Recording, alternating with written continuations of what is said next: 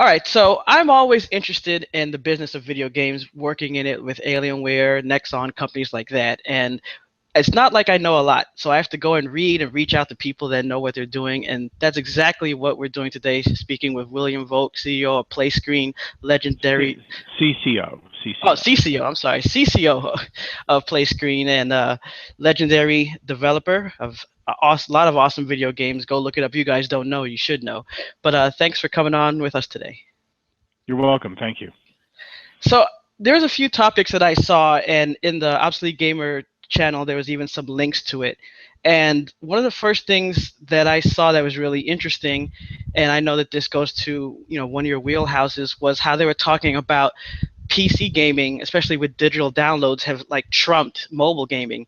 And for a while, it was looking like mobile gaming was just going to be the next thing. Everyone has smartphones and everything, but now everyone's going and downloading these digital games instead of going out and buying the actual games that you can hold in your hand. And I just wanted to get your thoughts on that because I saw you did have some comments. Yeah, and that was talking about the revenue numbers, not exactly the number of players. So I think mobile still dominates with the number of players, but obviously revenue is higher on the PC. There's a higher perceived value. The danger, well, because PC games have always cost a lot of money. You go to the store and you buy, Halo, whatever. You're going to pay money for it. It's not going to be that cheap. I always have this particular picture of a game from the 80s selling for $25, which is equivalent to $72 today. Mobile games, their value is perceived low because they're basically given away. So now a lot of these PC games are now adopting that model, but I still think there's a higher perceived value. These games are mostly, I assume, going through Steam. I'm curious about that. What do you think?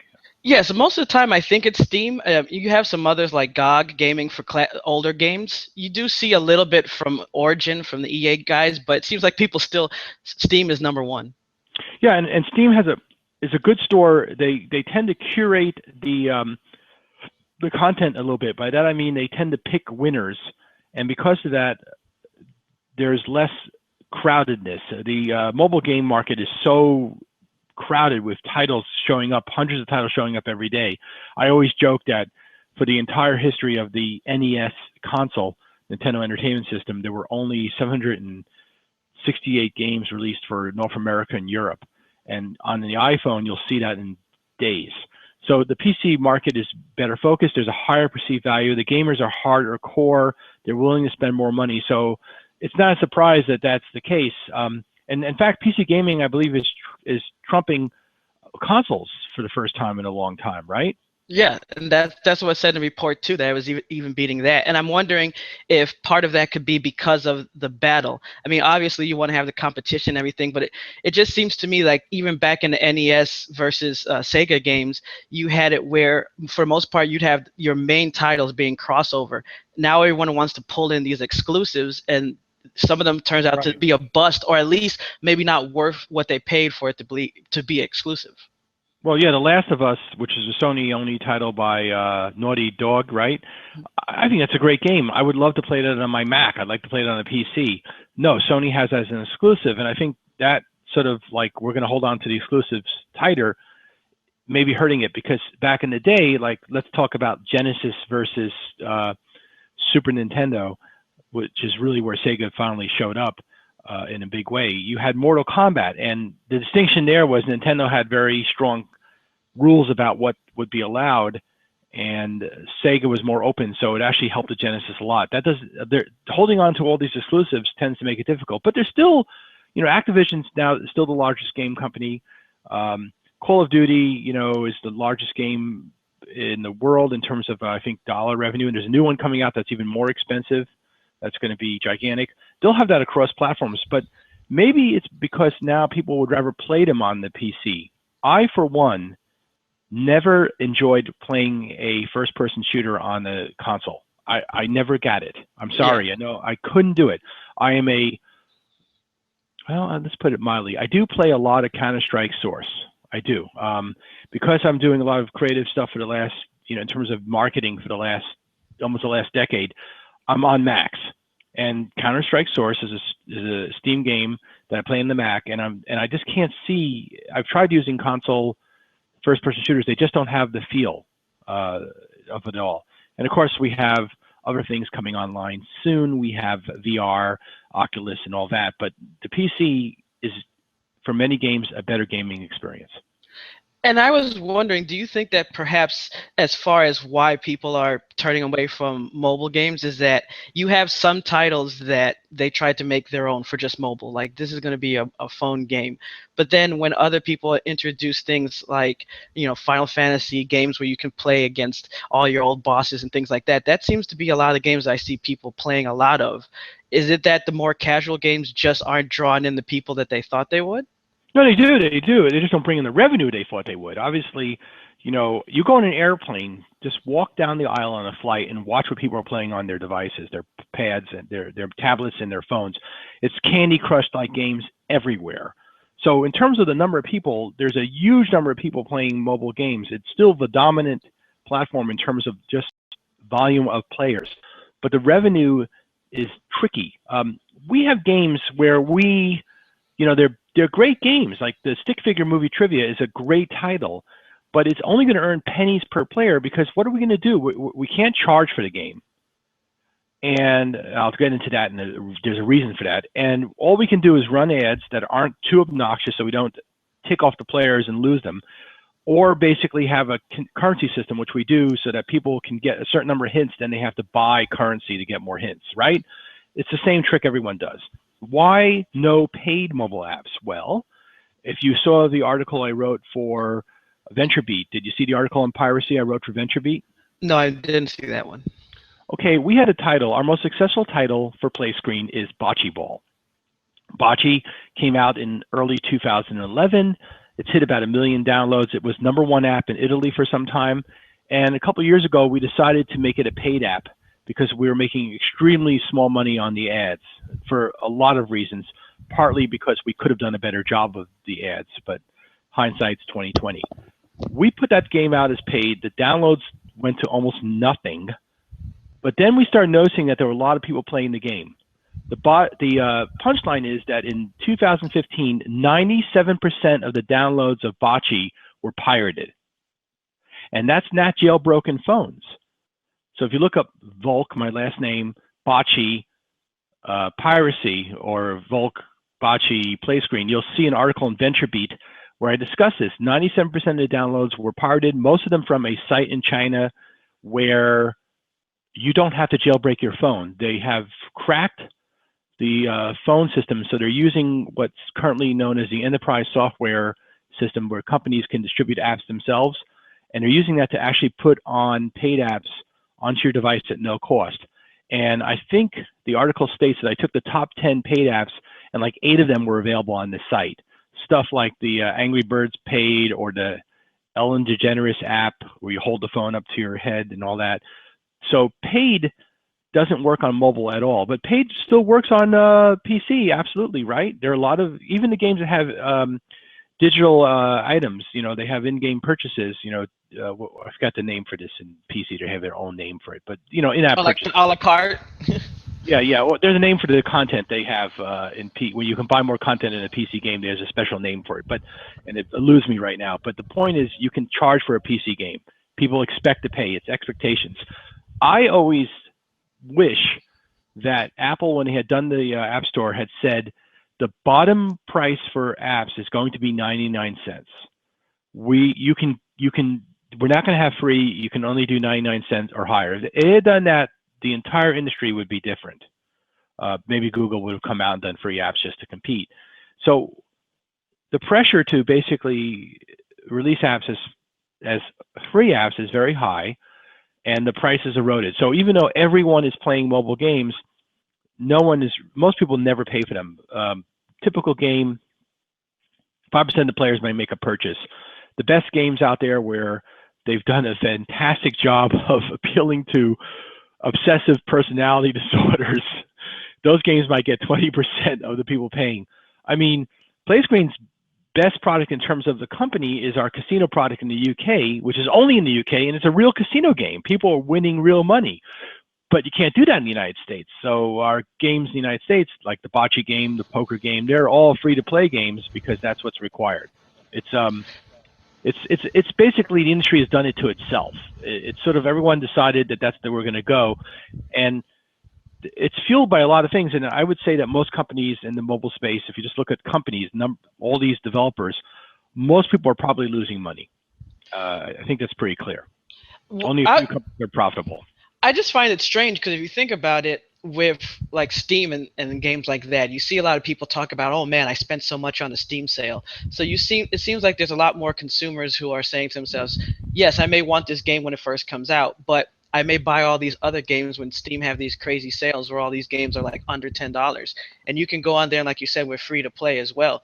Do you think that with these games costing so little, when you look at like a mobile game and you just say, okay, this is not like my PC experience, and yes, it may only be 99 cents, but if I can buy this other game for $10.99, they start doing the math and saying, okay, I don't really want to do that. But it doesn't work that way because the PC has a different experience. You know, you have the different controllers, it's different type of games, it's a harder core audience. But even mobile games that exist on Steam, there's an expectation that they're going to pay more. And it's consumer behavior. Consumers have been taught on mobile that everything should be free. It's done. It's over with. It's the horse has left the stables. You're never going to bring it back. Almost all the downloads, all the top revenue is for free games. If I go to the App Store, where's iTunes? Just to see what's going on today. Always fun to look at. So we go to iTunes. We look at, am I still on the camera, I hope? Yes, I am. Yeah. Yeah, so we go to iTunes. I'm looking at iTunes. It's taking its time loading because it's time.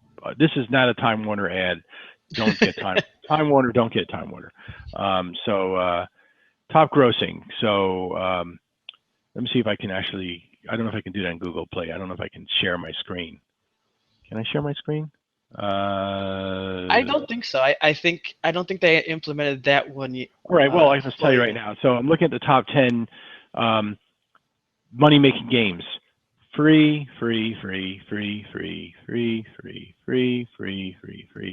1, 2, 3, 4, 5, 6, 7, 8, 9, 10, 11. Now in the top 20. The top. I'm waiting to see a paid game. So and this is top 20 overall apps? Yeah, this is all apps. It says top grossing iPhone apps. Top grossing iPhone apps. They're all free to play. So it's Game of War, you know, the one with the pretty lady who does the ads. Clash of Clans, and then there's Spotify Music, which isn't even a game. Then there's Madden NFL, which is EA. That's pretty cool that Madden is number 4. That's great. Pandora, Candy Crush Saga. What a surprise. A tax preparation app, Mobile Strike, which is another game that's advertised. That's the one with Arnold Schwarzenegger. Advertised yes. like mad. Marvel, and then there's Netflix. I'm not looking at games, looking just all apps. Candy Crush Soda, Summoner's War, which I don't know who did that. Star Wars Galaxy Heroes, big surprise. Boom Beach, which is another highly advertised ad. Clash of Kings, COK. And Big Fish Casino, yay. Hulu, and then Slotomania Casino. These are all free-to-play games. It used to be that you'd see occasionally a paid app in that mix, but you don't see it now.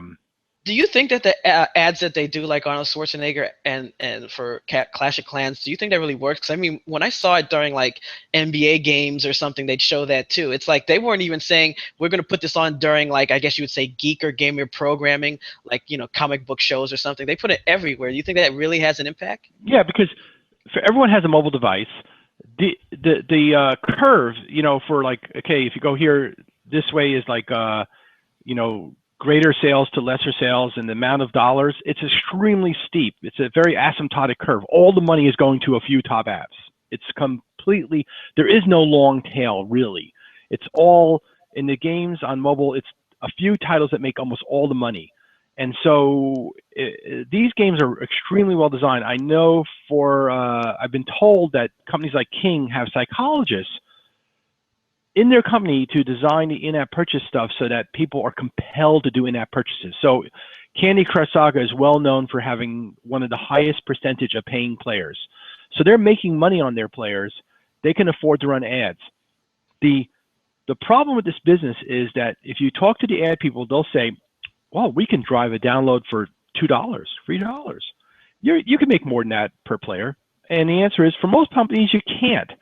What I believe has happened is that a lot of the independent developers have realized this, and they're relying on different methods to get people to download games. They're doing pre-publicity on the games. They're talking about the game, showing scenes. They're doing everything they can to optimize the App Store. There's a lot of pieces to that.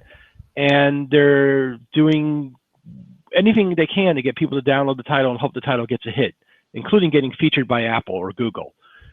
But to go off and run ad campaigns, unless your users are valuable, it's very risky, because a download does not equal a player. Just because you spent $2 and got someone to download the game doesn't mean they're going to actually play the game or spend money in the game.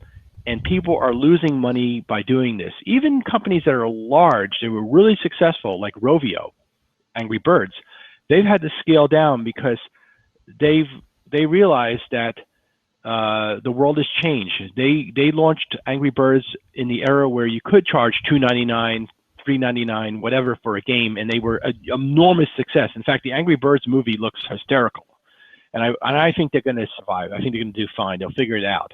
But the whole game has changed, and I worry that PCs and consoles will go down the same road, because it's how would I put it? It's alluring. It's very attractive. I can bring in more players, and I think I can figure out how to monetize them. Why wouldn't I lower my price to beat my competitor?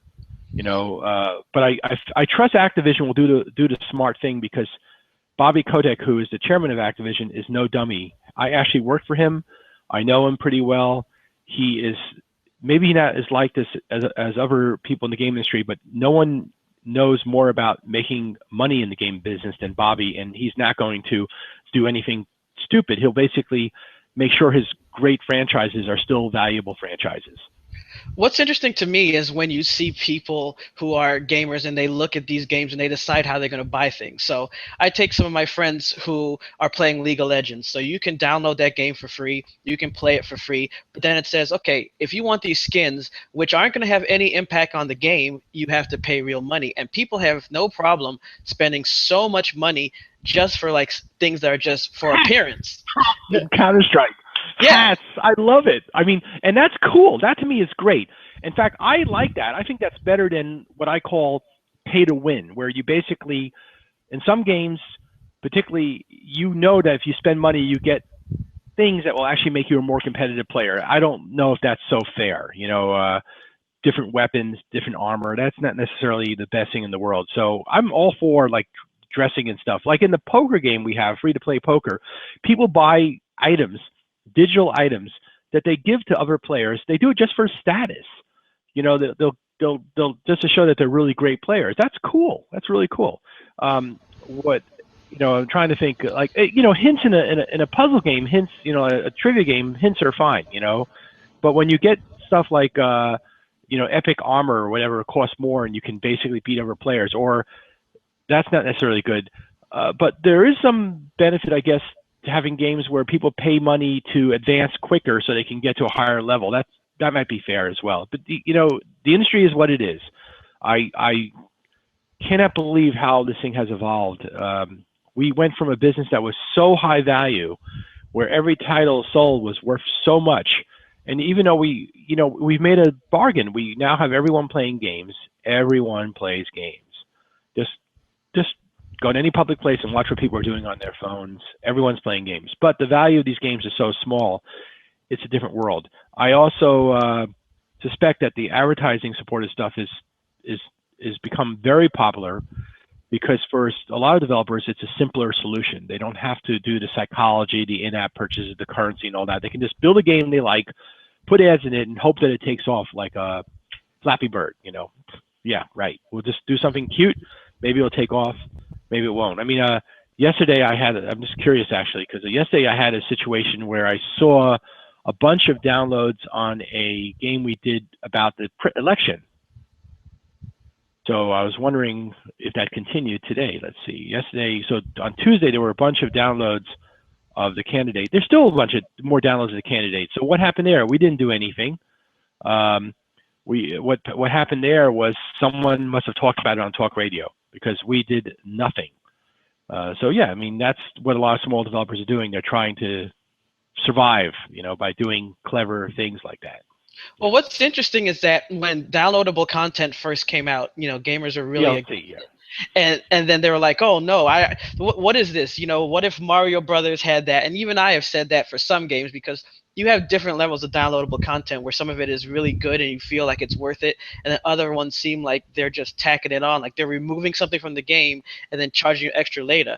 Now you have episodic where you're getting pieces of it, and like for Telltale games. Yeah, for Telltale games it works, but now it seems like, for instance, the new Hitman's going to be it, and it seems like other gamers are saying, you know what, maybe we'll just release chapter per chapter, and we'll make you buy it like that as well. So I think episodic is totally cool. I think that's one of the best models there is. That's fair. That's what I think. Telltale did a great job of that. Yeah. But what's going to happen? The reason why I'm curious is that if more and more people are getting used, because when you look at like MMOs, you have people who are paying like $14.99 back in the day for EverQuest, World of Warcraft, games like that. Then they realize, hey, wait a minute, these gamers aren't going to play an MMO, like 6 or 7 MMOs for this price. So in the end, I think that's why they switched to a model free to play. I might be wrong. And then like we were talking about, people use cosmetics more than anything else, even though, like you said, they also could use it to advance your level of progression. For mobile games, it seems like they just can't hit those strides. I mean, obviously they're going to make some money, but a lot of these people playing these building games, I see them say, oh yeah, I know I have to wait 3 hours or 10 hours before I can do this. I'm not going to pay so I can skip that time. So it's just weird that they won't make that leap from PC paying to mobile paying. No, because the die has been cast. This is what people expect. So most people playing these games just are willing to wait. These games have energy mechanisms where you run out of energy, and if you want to play more that day, you have to spend money. And what they're depending on, if you look at the behaviors, it's a few players, the whales, who are spending almost all the money, and the rest of the players are either minnows or guppies. They're not even spending any money.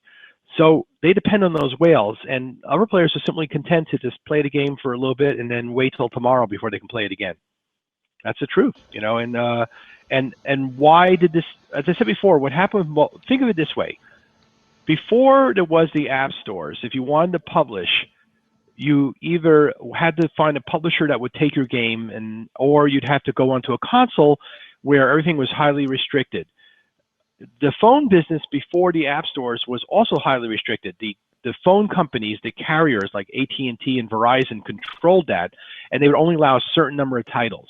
Once the floodgates were opened, there are so many developers, there's such an oversupply of titles, and a lot of them are good titles, that the natural reaction to a marketplace like that, where supply is almost unlimited, is that cost will go down to nothing. And that's exactly what happened. Steam, even though anyone can build a Steam game who has a PC and stuff, it still takes more money, I believe, to produce a game that's viable on that than it does to produce a mobile game. And of course, there are huge exceptions.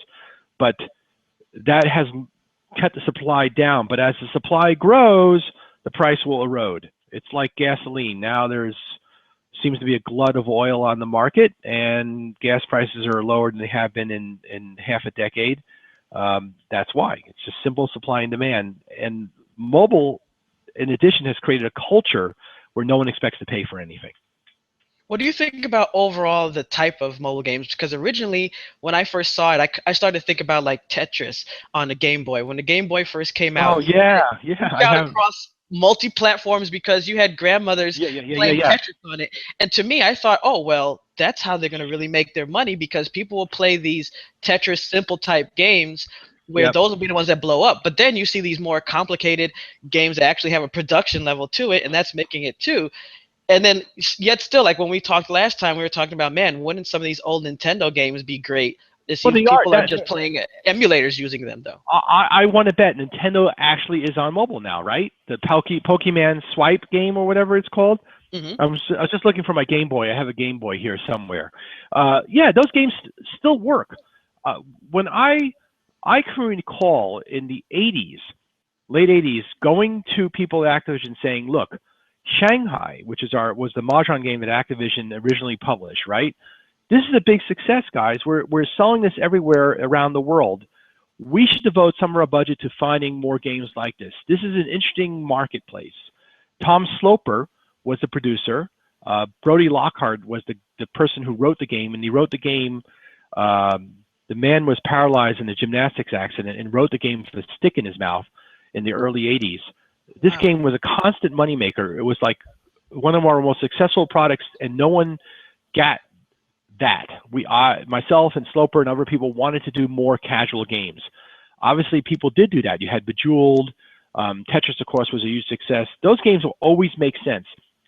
Trip Hawkins had a company. He was the founder of Electronic Arts, but he had a company called Digital Chocolate, which is still around, but I think Trip has left it. Digital Chocolate's model was seize the minute. In other words, the seize the day, carpe diem, seize the minute. And what he was trying to say was, we're going to build Digital Chocolate on the basis of games that people can pick up and play for a minute or two, and that is the mobile model. Funny story about Trip is, before there was an app store, Digital Chocolate was around doing deals with the carriers, and I was doing a game at a completely different company called Bonus Mobile with Sherry Corno, who's the current CTO of Playscreen and also was the CTO of Bonus Mobile, where we were trying to do a game that would be distributed virally through text messaging. In other words, in this game, you could invite people to play by basically putting in their phone number. They get a text message, the game would be sent to them, and they'd pay for it right then and there. And I can remember Trip pulling me aside at a conference. This is, once again, pre-App Store, saying, don't do this. We don't want a lot of supply here. You're going to basically open the floodgates, and suddenly we're going to be saturated with a lot of games. And he was right. He called it. But that game itself was an amazing game called The Dozens with the Wayans brothers. Yo Mama Insult card game, basically, on mobile. And what happened there was the card game itself was supposed to appear at Walmart. Each deck of cards had instructions on how to get the game on mobile. Look, I even have a copy of the game, the actual card game still. So every deck had a thing about getting it on mobile. Yeah, see, you can see here, it says, right at the bottom here, it has something about text to get the mobile game. It says text. Yes.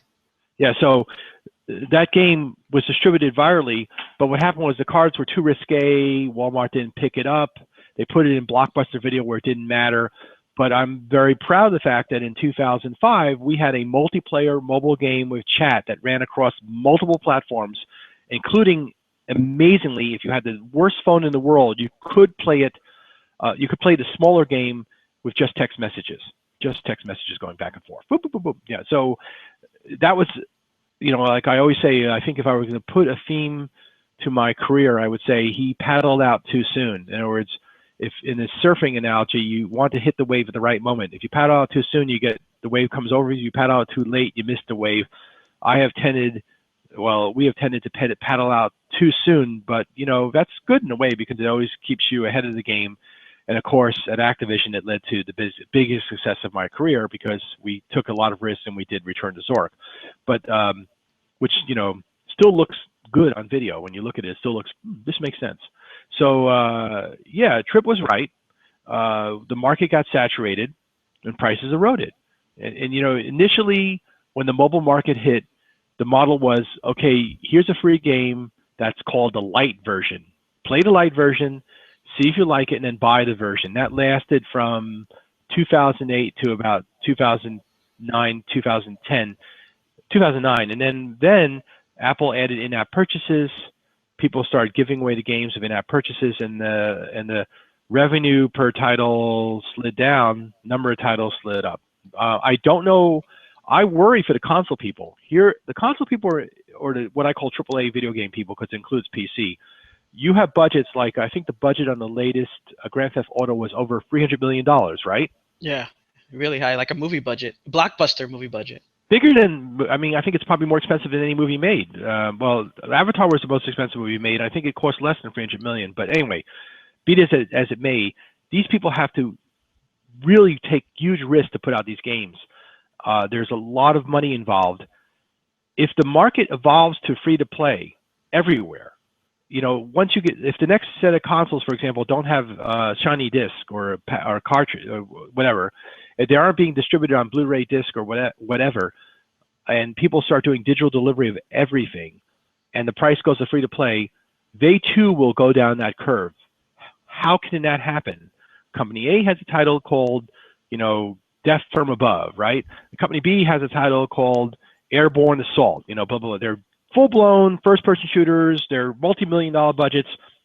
We're doing really well. Okay, so we're going to make this free to play with in-app purchases so we can outsell these people and grab all their users.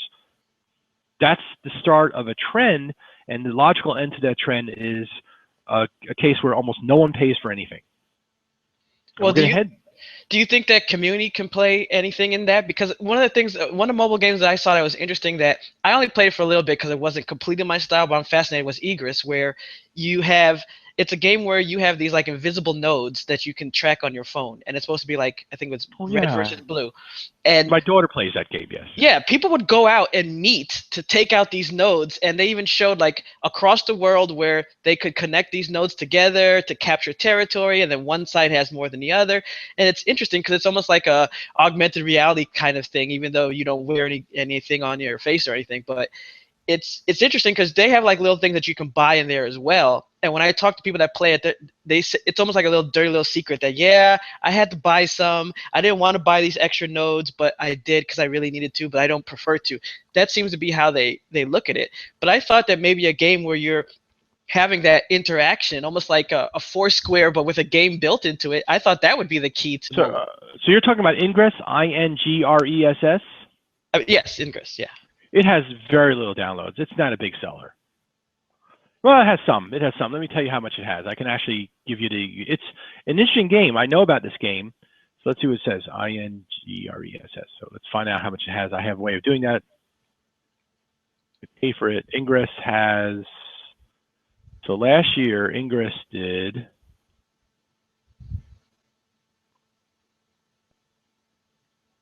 just curious, because you got me ringing. Okay, so it did a reasonable amount of downloads. It did 1.1 million. It did revenue. The total revenue estimate is about $200,000. That's not a lot of money. Yeah. This is a pretty niche-y title. Great title. I think it's a fantastic-looking title, but it's niche-y in that it's not bringing that memory. Now, if I take something like, okay, so let's take Candy Crush Saga. Yeah, let's take Candy Crush Soda Saga, the new one, right? What did it do last year? Year 2015, it did about, this is going to be hilarious. So it had 61 million downloads, and the revenue was over $100 million. Yeah, that's no comp. and it's a free game. So actually, if you do the math, okay, so $61 million, 61 million downloads, $115 million in IAP. They're making about $2 per player. But remember, here's the thing. If they're making $2 per download, this is mathematical stuff. Oh my God, metrics. And only, let's say, 10% of the players are buying anything.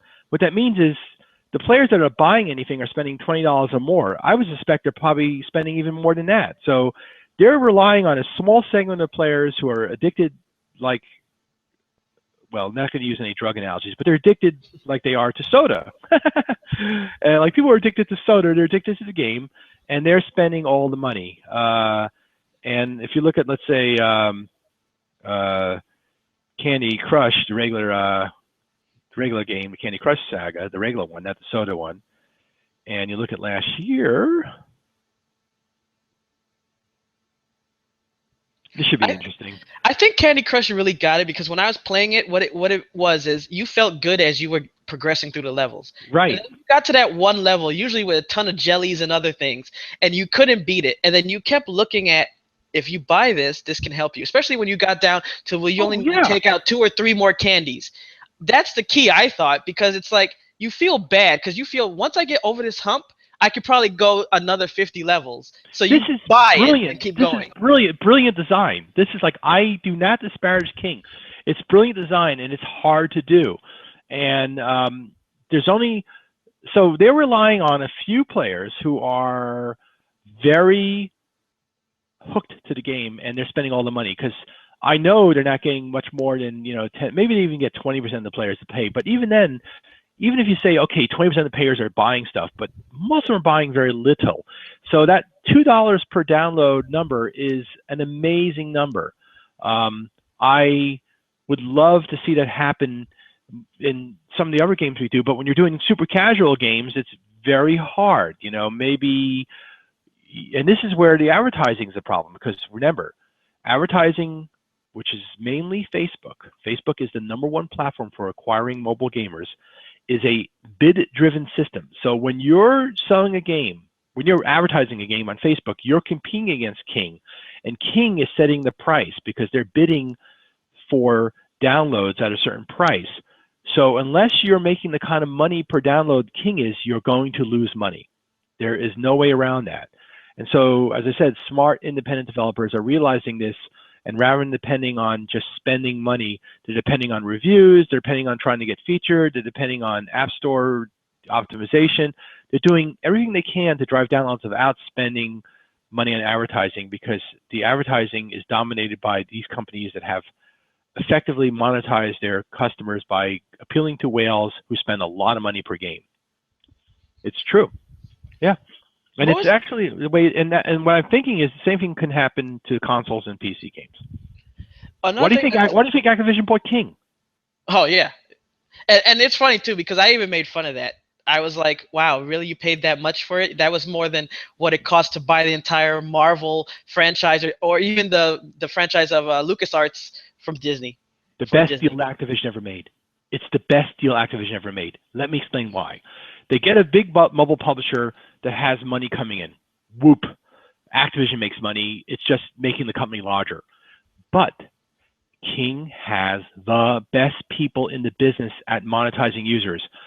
I have been told that King is #1 in terms of getting conversion of users to paying. So let's go back to that chart. Let's have fun here. So we go back to the chart of the best-selling games, and we'll look at something like Clash of Clans, okay?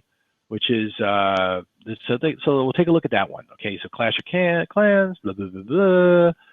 Clash of Clans.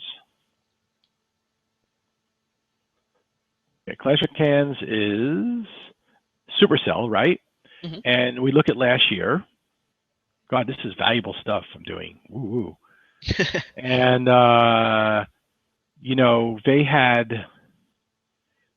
insane. I mean, they basically had 55 million downloads, and their revenue was $1 billion. Wow. Yeah, Supercell is a company I think Activision probably did consider as well, but this is brilliant stuff. They've got a tremendous number of downloads, and you know, they're making a lot of users. Well, you know what it is? They got a lot of downloads, but they have users they've already gotten who are staying in the game. So this looks to me like a retention story. Yes, we drove 55 million downloads or so in 2015, but we made $1 billion, which is a lot. So if we did 10, it's like $20 per player. So it's obviously they have a lot of players already in the game. It's amazing. This is amazing. Amazing title. Wow. And then of course, let's take a look at something like, let's go down the chain, like Mobile Strike, which is the one with Schwarzenegger in it, right? Mobile Strike. I wonder how much he got paid for that ad spot. A lot. You know, the license stuff has been going on for, you know, and I think it made sense because, you know, they need to basically stand out from the, you know, so this is a new title. So it was only available from July 2015. So the last quarter of 2015, 5 million downloads, $3 million in revenue. So it hasn't quite really caught as much fire. So that was last quarter. They did 5 million downloads in the final quarter of 2015 and about 3 million downloads, which is, you know, good money per player. I mean, it's like 80 cents per, you know, it's about 80 cents per player. It's not a lot. And what did they do the last quarter? So year to date,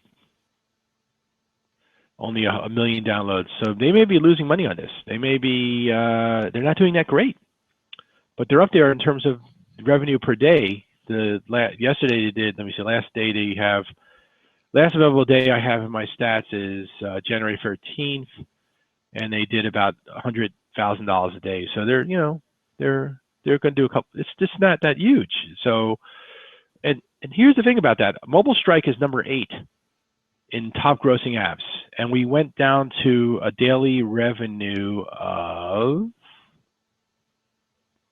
about 120,000. And if I go to Clash of Clans, what was their daily revenue for the last day? 1.2 million. So wow. What that tells you is, if you look at the sales chart, Clash of Clans is number 2, Mobile Strike is number 8. Number 8 is 1/10 the revenue of number 2. Like I said, this curve is very asymptotic. And Game of War, let's see what Game of War had done. Yes, on that day, Game of War, Fair Age, boom, boom, boom, boom, boom.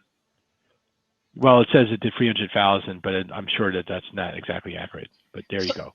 So what does let's say you're an indie developer and you want to create a game, like when we were talking about like Flappy Bird blowing up, what does someone do if they're getting this data, looking things up, and they're saying to themselves, okay, these guys have psychologists, marketers, big names now. What am I going to do when I create my little game and try and get out in the mobile market? Well, there are a couple things I think should be looked at. Identify niches. We have the best-selling bocce ball game in the world. Woo woo. Well, okay, but it is the best-selling bocce game in the world. I mean, no other bocce game has the sales of our bocce game. It's small, but we own it, and and I don't see King coming out with bocce. So you could always find niches, and I think one of the things that is interesting is, I've said this before, what are games that people really loved, a core audience that aren't really that available on mobile? There was the rogue games for a while that weren't really that available on mobile. So you could search for, like, I have a friend who runs a very good company called Handy Games, and he says is search for blue oceans, not red oceans. What he means is, don't go where all the big players are. Find your niche, and Handy Games has done a really good job of going after sort of strategy games and puzzle games that are sort of their own. They're like sort of mid-core games, and they're fun and they're well crafted, and they've been at it for decades. The other thing is to just come up with brilliantly innovative, new, crazy stuff. And the old story is it took Rovio 52 tries to come up with Angry Birds. That's a very risky thing, but someone's going to do it. I mean, there's a Flappy Bird. Your odds of doing that are so slim. It's really, really hard to say that you can go ahead and do that. But if you have a brilliant idea, you should go ahead and try it, and it might work. And I think for a lot of these small companies, you could. I wish the paid stuff worked, though. I mean, it used to be you could do a paid game and you'd get some downloads, but this piracy thing is seriously bad. Once you get any kind of popularity, the piracy just kills you. And I don't think people were aware of that. Do find that article. It's very interesting.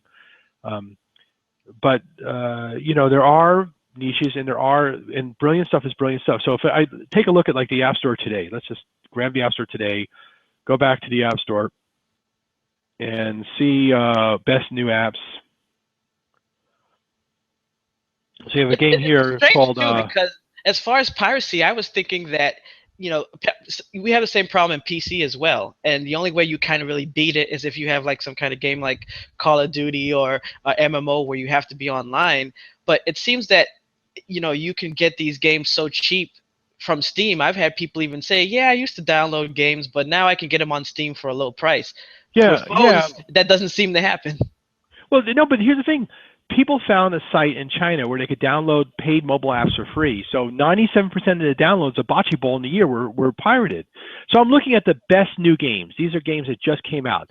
And what's interesting is Apple's really trying hard to promote. This is an Apple list. Apple has basically picked these games because they think they're cool. So the first one is paid. The second one is paid, free, paid, paid, free. So Apple's trying hard to promote paid games. So this first game is a $3.99 game called Twofold. Twofold's a really weird-looking minimalist puzzle game, and from the creators of RYMDKAPSEL comes a puzzle you've never seen before. Twofold is a humble puzzle game with stunning looks and mesmerizing mechanics. So this is the kind of thing that actually makes sense. And if we look at what it's doing in the store, so this is a $3.99 game. It has 40 people have rated it so far. It just came out. All 5-star ratings, total 5-star ratings. It says it sounds like a really good game. So we look at what it's doing in terms of revenue and sales. And it's so new that it isn't in the stats yet. My stats system. I pay to have a system that lets me do stats. So that's amazing. So that works. You know, Twofold is, this company has done 2 games. It did a game which has a really weird name, and I think these are sort of what they're doing here is they're basically playing the indie thing to the max. They're probably going to festivals. They're probably showing their stuff. For all I know, this game may exist on the PC as well. Twofold. It may exist as a PC game.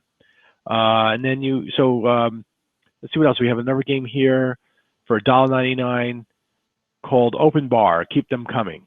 Open Bar is a unique cocktail-flavored puzzle to be enjoyed all the time. Very pretty-looking game. So what these people are doing, these independent studios have actually gotten Apple's attention, and I think that's a really cool thing because you don't have to pay for that. What they're doing is they're basically creating innovative, cool-looking things that Apple will care about and do stuff. So here's a game that's free. This game is amazing. It's called Grumz, Grumz. So what I've tried to do games that are topical as well. It's been a mixed bag success. We did a game called Who's the Candidate, where you try to identify the presidential candidates from images of themselves. A sort of word trivia game. Word trivia games like 4 pictures, 1 word. They're very popular. Modest success. Stick figure movie trivia. Better success. Apple featured it. We didn't spend money on advertising that game. We had Apple care enough about it to feature it for a while, and that's why we got downloads. So yes, that is a strategy for game companies. And in this case here, Grumz is a very clever little game that just came out literally days ago. So yeah, that works. If you can, of course, the odds of success are so small, you have to basically admit to that. I mean, I was so lucky to start in the game industry when there was very few people doing games. And, you know, at the time, I just didn't get that it was so amazing that it was that basically that I got published. So my first game I ever wrote, serious game, complete game, not just a demo, was published. And that today is just not going to happen, you know. But before we go, I just wanted to get your view on one more thing. And this was another article that we posted, and it was showing how EA and a couple of other, big AAA companies have decided to not go to E3. And in the article, they also talked about how, like, Microsoft, other big companies, are saying to themselves, hey, we're not even going to go to CES. I just want to get your thoughts on the fact that these big companies are saying, you know what, I don't need to go to these giant conventions anymore. I'm either going to host my own because EA is going to do a little thing across the street, or they just have no reason to show up at these big conventions at all. I did a booth at E3 when I did the Wayne's game. I think E3 is a tax on the business.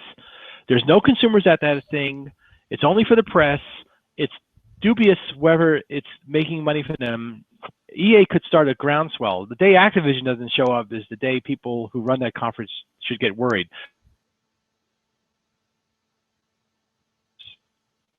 Good question. My main job now is running the marketing. I'm the chief marketing officer for an enterprise software company that's going into mobile. They brought me in because the same people who are the executives who basically funded that company, run that company, also run Playscreen. They said, we need you to come here and help us out. So most of the time now I'm spending with this enterprise software company called Tricerat.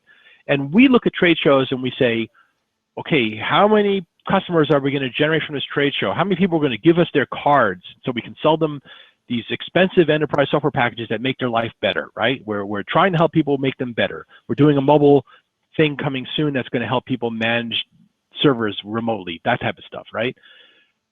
We can quantify that, and even then we want to cut our expense down. I think these companies spending millions and millions of dollars on their E3 presence, it's uncertain whether they are actually achieving any results from that. And I think the prior philosophy was, if you don't show up at E3, the press is going to say bad things about you and you're going to get hurt. Do people really care? I mean, in case of EA, first of all, they just hit it out of the ballpark, right? Star Wars, taking the Battlefield engine and making a Star Wars game, that game is magnificent. We all agree. So they don't need to go to E3 to promote that game. That game is tied to one of the most valuable licenses. The new Star Wars movie, say what you will about it, it's certainly better than anything since the original Star Wars movies. And that game plays very well. So they don't need to go to E3. It's like Donald Trump doesn't need to go to this debate because I'm leading. I'm a winner. Well, EA is probably saying the same thing. I'm a winner. I don't need to go to this debate. Yeah, you're right. Yeah, I don't care. Going the same thing. Yeah, going to E3 as press and seeing it there, it's much different because you're able to set up interviews, you're able to get past the line. But then, I looked at it from the people who actually would pay like $300 or whatever to get in. I'm thinking to myself, man, you guys are waiting in line to play a demo for maybe 10 minutes max, and everything else you could easily get online. And even like with BlizzCon, more people started to say, hey, you know what? If they're giving me the in-game items just by buying the DirecTV web stream or whatever of it, that's fine. So it seems like now, regular consumer, there really isn't a reason to go to those type of conventions. Now, maybe something smaller that isn't so expensive. There's a great show. There is a great show for consumers in the gaming business, and I can't remember it. PAX. PAX, yeah. PAX. That's a great show because it's all about the players and they're enjoying themselves and they're sampling cool things. It's an awesome show. E3, it was CES originally. When I was at Activision in the late 80s, early 90s, we would do CES booths, and then that sort of faded away and it became E3. And its time may be gone. EA bailing out, they can't feel good about that. But I think it's basically EA saying, we don't need this right now. We have a title that is a good franchise, and we don't need to be there. Activision may need to be there because Activision may be rolling out a new franchise and want the attention and all that. The press cares, and they go to these events and they meet the people and they want to be treated well and stuff. I go to these events. I go to E3. I went to the last one just to see what was happening. I was stunned, by the way. There's almost no mobile game presence at E3. Yeah, it's really shrank. There used to be some mobile game presence. And in fact, as I said, I had a booth in the summer of 2005, which is so ahead of the curve. We had a booth at E3 with the Dozens game. You can look up pictures of it. It was hilarious. It was great. We had the weigh-ins in the booth. It was hilarious. I did a press conference with no air conditioning, and I'm wearing a suit and tie, and it's 100 degrees. It was like one of the hilarious moments. Everyone's completely uncomfortable at this press conference because the air conditioning broke down. E3 is legendary, but it's a tax almost. It's like, you want to be in the video game business? This is the E3 tax. Pay here, because I don't think they make any real benefit from it. I think EA said, we don't need you. We don't need you at all. And what's going to happen is, Activision isn't stupid. Bobby's going to be sitting there saying, I want a report on my desk, a spreadsheet that shows me what we're getting from E3 in terms of benefit. How does that affect our scores? How does it affect our sales? And there's people going to come back to them saying, maybe next year we don't do E3. Yeah, and they're going to be watching EA and their little thing that they're doing across and saying, okay, let's see if this does well. And what's going to happen is they're going to get the same amount or maybe more press. And that's going to be kind of like what's happening in the movie industry, where you have Netflix all of a sudden having direct-to-Netflix movies, and people in the movie industry are like, wait a minute, this could be bad if all of a sudden people decide to bypass the traditional theaters and go directly to Netflix. Same thing, what's going to happen with E3? Are people just going to say, hey, you know what, we're going to have EA Con or something? That's right, exactly right. Exactly what I was going to say next. Activision's going to do a day of Activision show. Why not? They could afford to do it. They could just rent a hall, have customers come by, do, this is our rollout for the year, boom, boom, boom, boom, and Netflix is a perfect analogy. Why not control that? Oh God, it's amazing. I don't go to the movies that often, and I started going to movies because I'm spending time on the East Coast and no one's with me. So what I'm going to do at night? These theaters are empty. How can these movie theaters survive? I saw Hateful Eight, and there were on an evening show in weekday, and there were 3 other people in the theater watching Hateful Eight. How can these movie theaters survive? They're all going to go out of business. I mean, there's a movie theater down the road here, which is called Cinepolis, which is their thing is to be upper end. So you pay $20 a ticket, you can get drinks at your thing. They're trying to do that, but this looks desperate. You know, people now have at their homes screens that are as good as the best they could get in a movie theater. I did see the Star Wars movie in IMAX, and it was fantastic in IMAX. But you know, it still was very few people in the theater. And is E3 the same thing? I mean, does it really matter? And well, and you called it. Activision's going to watch EA, see what happens in terms of numbers, and if it doesn't really hurt EA at all, they're just going to bail out of it. Definitely. Well, I mean, I could talk definitely all day about business and game stuff, and I know that you're very busy. I really want to thank you for coming on and talking with us again, because No problem. Seriously, it's like anyone who's even slightly interested in the business behind gaming, you know, whenever we have a show like this with you on, I mean, I learned so much, and it's informative. So I really appreciate you coming and talking with us. It was good because I got to see some stuff, and I'm shocked at that curve. If you look at the downloads for the titles based on their ranking in the App Store, you get to number 10, and it's a fraction of number 1 and 2. It's so biased, and it just shows how it's going. And you can just look at the App Store every day and see what's coming on new, what Apple likes, and it really tells, in a way, it's the best guide for independent developers. Same thing with Google Play. Look at what's succeeding from the indies. Look at how it's working. It's extraordinarily fascinating. So yeah. Well, I definitely consider you a friend of the show. So anytime that you have some free time to come back on and talk with us, Sure. we'd love to have you. But thanks again to William Volk for coming on and talking with us. Thank you.